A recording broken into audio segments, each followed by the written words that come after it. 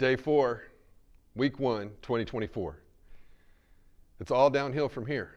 No, it's not. But the cravings will be better today. Okay, so after day 3, the cravings start to subside a little bit for the sugar, as long as you've been faithful in it. Now, you're probably a little bit sore, right? Everything's probably angry right now with you, okay? That's okay. That's natural. That's what's supposed to be happening.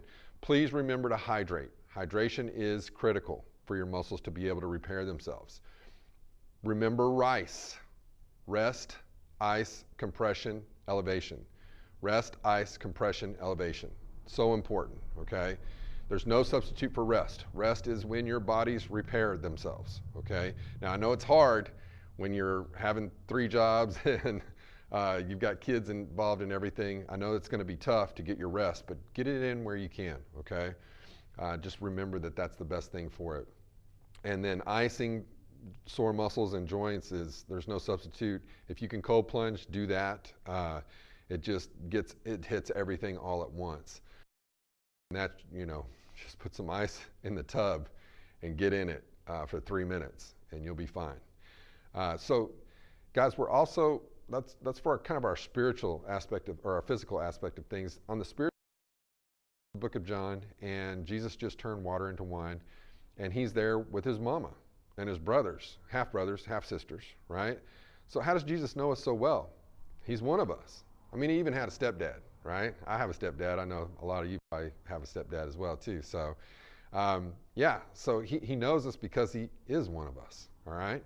Now, Jesus always levels up, right? I mean, he was tempted in the desert for 40 days by Satan. I mean, he was hated. He wept at the grave of Lazarus.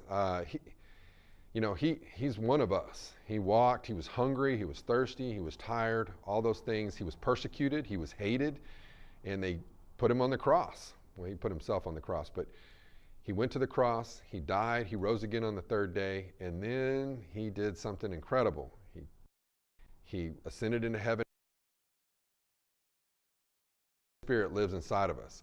So the God that walked around and had victory over all these different situations, even death, okay, lives inside of us.